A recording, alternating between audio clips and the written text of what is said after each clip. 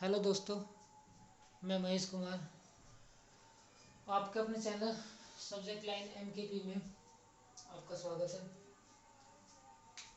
मैं आज 12th class की फिजिक्स का फर्स्ट चैप्टर जिसका नाम है कूलाम का नियम तथा वैद्युत क्षेत्र। 10th क्लास की मैथ का एक चैप्टर कंप्लीट हो चुका है, रियल नंबर। तो कुछ बच्चों की कमेंट थी कि सर 12th क्लास की भी क्लास स्टार्ट करो, तो मैंने आज 12th क्लास की फिजिक्स का पहला चैप्टर की क्लास की है और इसको आप ध्यान से देखेंगे। शुरू करते हैं। चैप्टर का नाम है कूलाम का नियम तथा वैद्युत क्षेत्र। कूलाम का नियम। कूलाम एक वैज्ञानिक थे जिन्होंने 1785 ईस्वी में दो स्थिर बिंदु आवेशों के बीच वैद्युत बल का प्रतिपादन किया। दो स्थिर बिंदु आवेशों के बीच लगने वाले वैद्युत बल का प्रतिपादन किया, जिसे कूलाम का नियम कहते हैं। दो स्थिर बिंदु, एक बिंदु सपोज करो ये होगा हमारा ए पर Q1 और दूसरा बिंदु होगा हमारा बी Q2 और इन दोनों के बीच की दूरी है R। इन दोनों के बीच की दूरी क्या है? R। तो उन्होंने क्या बताया था कूलाम ने, जो फ्रांसीसी वैज्ञानिक थे, फ्रांस के वैज्ञानिक थे, इन्होंने 1785 में इस नियम का प्रतिपादन किया था। उन्होंने क्या सिद्ध किया था कि जो वैद्युत बल होता है वो आकर्षण बल भी होते हैं, प्रतिकर्षण बल भी होते हैं। आकर्षण बल अगर यदि हमारे प्लस माइनस यानी अगर हमारे साइन अलग अलग है, हमारे चिन्ह अलग अलग है, तो आकर्षण बल होगा आकर्षण बल। और यदि साइन प्लस के हैं यानी सेम है, यानी जो साइन हमारे सेम है, तो ये हो जाएगा हमारा प्रतिकर्षण बल। प्रतिकर्षण बल, ध्यान देंगे इस बात पे, ठीक है।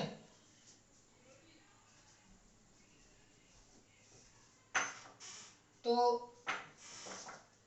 दो आवेश है, एक माइनस क्यू सॉरी एक हमारा Q1 आवेश है, एक Q2 आवेश है, दोनों प्लस में लगा लो, कोई प्रॉब्लम नहीं है। तो इनके बीच जो फोर्स लगेगा F अनुक्रमानुपाती। इस नियम के अनुसार किन्हीं दो स्थिर बिंदु आवेशों के बीच लगने वाला आकर्षण या प्रतिकर्षण बल, आकर्षण बल भी हो सकता है, ये प्रतिकर्षण बल भी हो सकता है, ये इनकी मात्राओं के गुणनफल के अनुक्रमानुपाती, मात्राओं के गुणनफल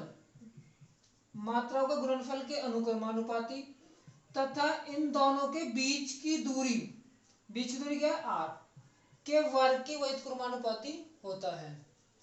ओके, तो इसे इक्वेशन फर्स्ट मानेंगे, इसे इक्वेशन सेकंड। तो यहां से F अनुक्रमानुपाती Q1 Q2 upon R square. तो इस तरीके से डेफिनेशन बनेगी। तो लिखेंगे इस नियम को,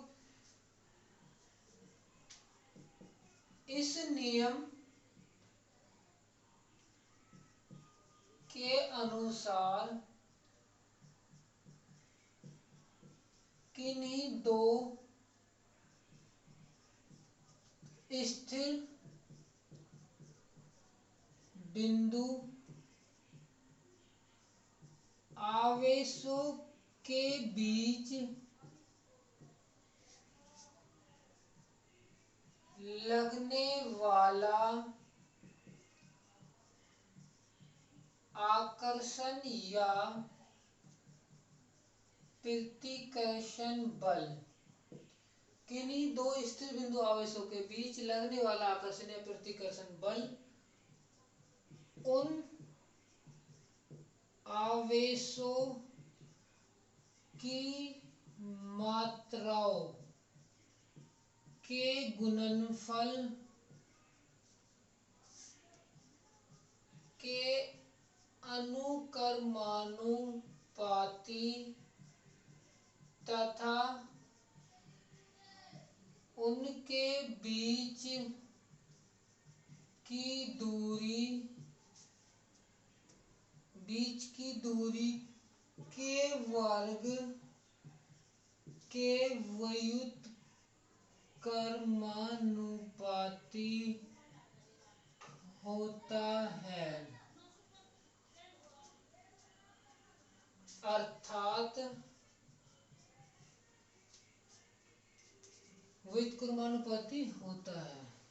देख सकते हैं आप यहाँ पे Q1 Q2 आकर्षण प्रतिकर्षण बल दोनों आवेशों की मात्राओं के गुणनफल के अनुक्रमानुपाती तथा उनकी बीच की दूरी क्या r के वर्ग होगा व्युत्क्रमानुपाती एक बटे माना है व्युत्क्रमानुपाती होता है f अनुक्रमानुपाती Q1 Q2 यानी समीकरण 1 व 2 से। तो सब यहाँ से अनुक्रमानुपाती कैसे घटाएंगे तो नियतांक आएगा यहाँ पे नियतांक क्या आएगा अलग अलग कंडीशन पे अलग अलग नियतांक आते हैं। तो ये आएगा हमारा f equal k into Q1 Q2 upon are square. अब k का मान यहाँ पे क्या होता है वो देखेंगे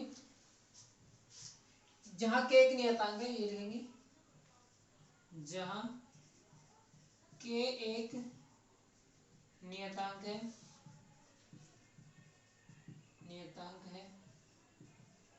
जिसका मान 9 गुना 10 की घात 9 गुना 10 की घात 9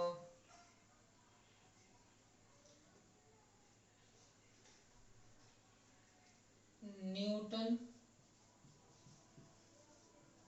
मीटर स्क्वायर बटे कूलम स्क्वायर होता है। न्यूटन मीटर स्क्वायर बटे कूलम स्क्वायर होता है यानी ये प्रयोगों के द्वारा k का मान क्या प्राप्त हुआ 9 गुना 10 की घात 9 newton metre square upon coulomb square. ये प्रयोगों के द्वारा कूलम ने प्रयोग के द्वारा k का मान ये प्राप्त किया। अब k का मान के स्थान पर हम कुछ और भी लिख सकते हैं अतः k के स्थान पर 1/4 पाई एप्सिलॉन 0 भी लिख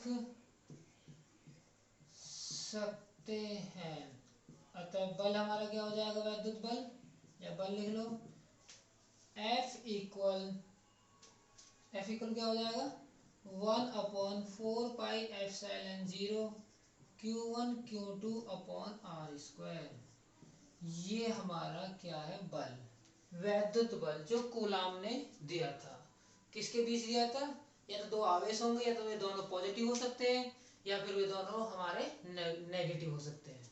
ठीक है अब यहाँ पे क्या है देखो ये क्या है हमारा एप्सिलॉन 0 क्या है ये एप्सिलॉन 0 ये होता क्या है एप्सिलॉन 0 को निर्वात की वैद्युतशीलता कहते हैं। इसे निर्वात की वैद्युतशीलता कहते हैं। ये गुण होता है वैद्युतशीलता निर्वात की वैद्युतशीलता कहते हैं। इसका मान 8.86 इंटू 10 की पावर -12 8.86 माइनस की पावर 12। ठीक है अब यहाँ पे इसमें क्या है अच्छा इसका मात्रक भी होता है। मात्रक क्या होगा इसका यहीं से निकाल सकते हैं मात्रक का एप्सिलॉन 0 के बाद एप्सिलॉन 0 चला जाएगा इधर आ जाएगा तो ये हो जाएगा कूलम स्क्वायर। ये 11th क्लास में देखो मात्रक निकालने सिखाए जाते हैं coulomb square upon newton metre square. ये इसका मात्रक है होता है इसका मान ये होता है मतलब मात्रक तो इसका ही होगा। इसकी विमा निकालते हैं विमा क्या बनेगी इसकी एप्सिलॉन 0 की विमा तो मात्रक क्या है coulomb square upon newton metre square. तो कूलम की विमा होती है दोस्तों 80 और 80 का स्क्वायर होगा। कूलम न्यूटन की विमा होती है ml स्क्वायर टी की -2 एल स्क्वायर नहीं तो सॉरी ml टी की -2 ये होती है और मीटर की होती है एल स्क्वायर हो जाएगी क्योंकि ऊपर स्क्वायर है। तो यहाँ से निकालेंगे m ऊपर जाएगा माइनस का हो जाएगा और m l की 3 माइनस में हो जाएगी एक ही होगी 2 ही होगी l की 3 t की 2 ऊपर है और 2 ये ऊपर चले जाएंगे तो ये हो जाएंगी t की 4 और a की 2, ये होगी हमारी एप्सिलॉन 0 की विमा। ओके, तो ये आज का आपका कूलाम का नियम कंप्लीट हुआ। तो इसको 1-2 बार निकालेंगे, सोल्व करेंगे, इसकी प्रैक्टिस करेंगे। बिल्कुल साफ साफ शब्दों में लिखा है मैंने, बिल्कुल एक ट्रिक के साथ बताया है। कुछ ही याद नहीं करना, बस ये आपको ये डायग्राम याद रखना है, ये डायग्राम बस इसी से डेफिनेशन है। बस इसी को ध्यान में रखना है कि 2 आवेश है, दोनों आवेश एक दूसरे से r दूरी पर स्थित है। पहला आवेश q1 है, दूसरा आवेश q2 है। बस इन्हीं से हमारे जो ये है, बस ये ध्यान रखना है, बाकी डेफिनेशन आपको अपने आप याद हो जाएगी। ठीक है दोस्तों, आपको समझ आया होगा। अगर वीडियो पसंद आए तो इसको लाइक करना, नए हो तो चैनल को सब्सक्राइब करना, और ज़्यादा से ज़्यादा वीडियो को शेयर करना, ताकि सभी बच्चे इस वीडियो को देख सके और अपने चैप्टर को, अपने जो 12th क्लास की फिजिक्स है, इसे स्टार्ट कर सके। Okay, bye.